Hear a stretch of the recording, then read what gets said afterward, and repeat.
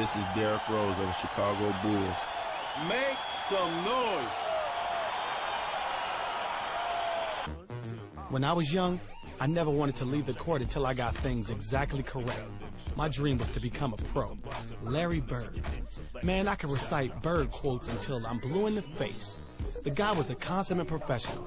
I assume you're here because you're ready to see if you have what it takes to make it in the NBA.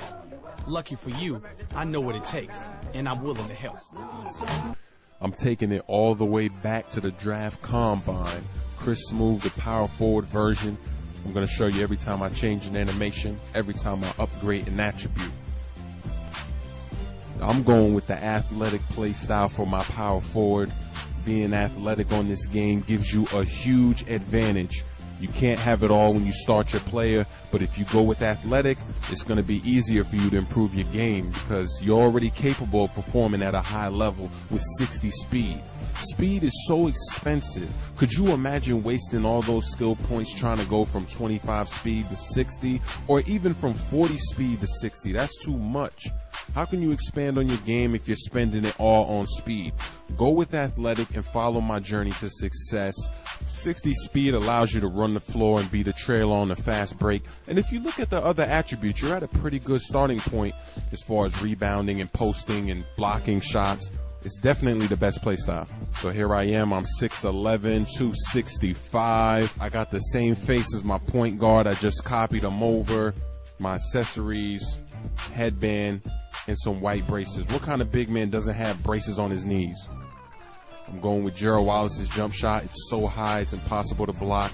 The rest of these signature moves, I'll probably change later. If I do, I'll let you know. But for right now, that's, it just really doesn't matter what you go with.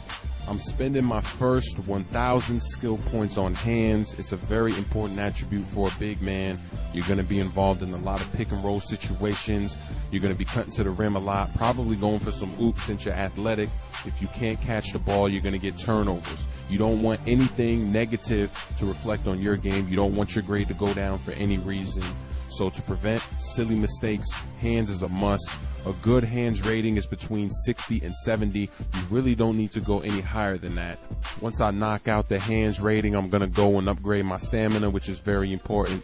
So if you have the draft combine, you can do little things like this because when you get onto the game and you go into summer camp, now you can start upgrading your offensive abilities, your defensive abilities. But you need to get these things out of the way eventually, and the perfect time to start is in the draft combine. It's going to make it much easier later on. So next up, I'm going to show my drills, and I'm going to show after that my first game. So stay tuned.